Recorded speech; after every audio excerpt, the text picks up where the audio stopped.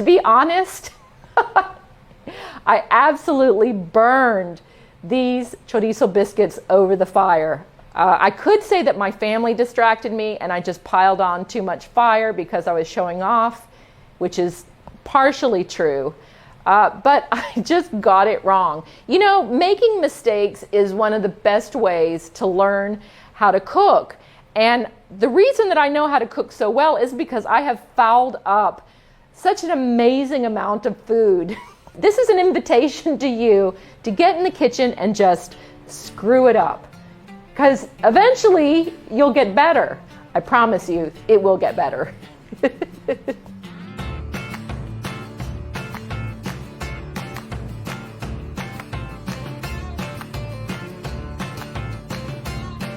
Hey y'all, I'm Melissa Guerra. I am the Kitchen Wrangler, and in today's episode, I'm going to be making chorizo biscuits. I make a lot of biscuits, and you know, I make a lot of variations of biscuits, and chorizo biscuits are so delicious with any type of soup, with eggs, and I'm serving it with white chicken chili, which you can catch in my other video. Now, make sure that you subscribe to my YouTube channel where you can get all of the best recipes of Texas. They're my recipes, so they are the best.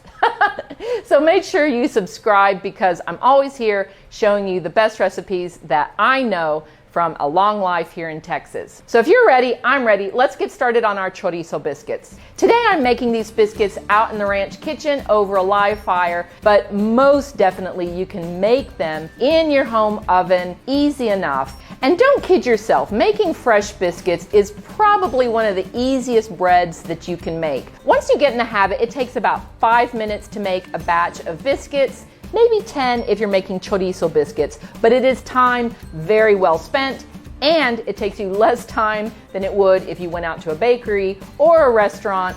Super easy in my book. The first thing we need to do when we're making our chorizo biscuits is to fry up some chorizo. The chorizo that I like to use is Chorizo de San Manuel, which is from my hometown. So we remove the natural casing, I put it in a skillet, and we're going to brown it for about 6 to 8 minutes until it's cooked. Meanwhile, we need to put our biscuit ingredients together. So I have a bowl full of flour. I'm going to add baking powder, a little salt, a little sugar, and I'm going to add a little bit of buttermilk to get it mixed, and a full, oh yes, a full stick of butter. What could be better? I can't think of anything. Now the butter is a little bit softened, so it's easier to mix. One of the tricks of making biscuits is to know how hard to work the dough. So making biscuits has a it has kind of a technique to it. It's very different than making a yeast bread, because when you make yeast bread, the yeast, it releases carbon dioxide, which is the leavener. Now you want to capture that carbon dioxide, so you knead and knead the yeast so that the gluten in the bread develops. And what happens when the gluten develops is that these little elastic bands of gluten join together and they capture the yeast as it escapes. Now, a biscuit is not a yeast bread. We use baking powder as the leavener. So you don't have to knead it to develop the gluten, and you want to work the dough as little as possible so that those biscuits stay tender. You have to knead it a little bit, but not a lot. Once our dough is mixed together, we've added all of the buttermilk. Let's go ahead and add our cooked chorizo. I let the chorizo cool a little bit so it doesn't melt all the butter that's in our biscuit dough.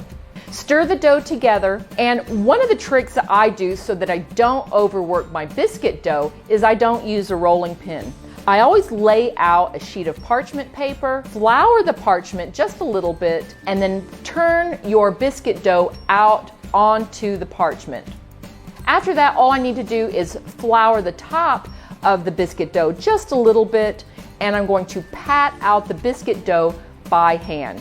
I usually pat it out to about an inch and a half, so you have these really nice thick biscuits. And we're going to use a biscuit cutter to cut out the biscuits. Now here's another trick so that you have very tender biscuits. Try to cut out as many biscuits as possible in the first go, because every time you refold that biscuit dough, it makes the dough just a little bit tougher. So every time I refold the scraps of the dough, I am trying to cut out as many biscuits as possible. Also, I like to leave the biscuits directly on the parchment, so when it comes time to putting them in my Dutch oven, or if I'm using a home oven, onto my baking sheet, it's very easy to slide them around. Because I'm baking these biscuits in a Dutch oven, I've arranged them in a circle, so it's easy enough just to pick up the entire sheet and lay it directly in the Dutch oven. Place the cover on the Dutch oven.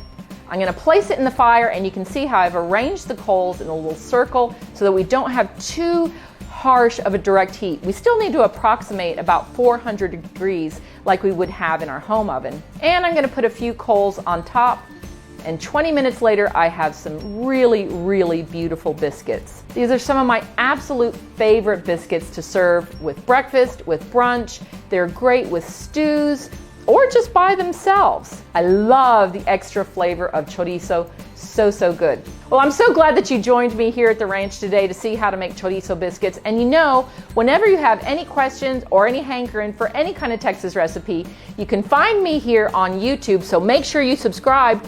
You can always message me at help@kitchenwrangler.com, or you can message me through Instagram, through Pinterest, through Facebook, or even through YouTube. Any place, you know that I'm always here at the ranch, waiting to hear from you. I'm Melissa Guerra, I am the Kitchen Wrangler, and I'm looking forward to seeing you here at the ranch again soon. Bye now.